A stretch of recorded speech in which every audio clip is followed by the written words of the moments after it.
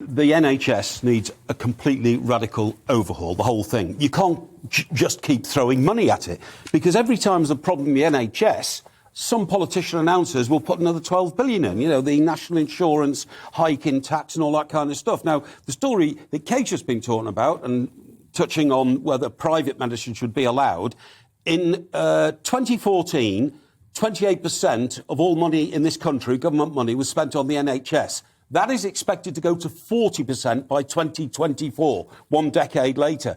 It can't keep on going like that. We've got to radically overhaul the NHS. The Telegraph story that Kate talked about was also based on a piece by the Health Secretary, Sajid Javid, on a commentary piece inside the Telegraph, in which he says the third way we will make progress is by radically rethinking and redesigning how services are delivered.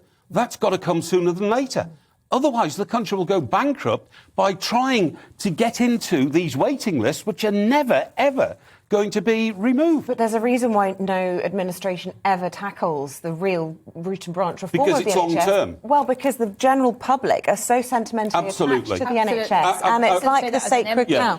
If ever there was any suggestion of anything being cut in your local hospital or your local doctor, that was what people came out and you can't win an election and reform the NHS at the same time. So you just continue with this absolute juggernaut that is just a black hole of cash just to please the electorate. I totally agree. We've seen figures in the last 2 or 3 weeks of £8 and £9 billion being wasted on the NHS ordering stuff that they don't eventually use, or it's not fit for purpose. When Kate Bingham from the private sector was given the job of rolling out the vaccine, it was brilliantly efficient.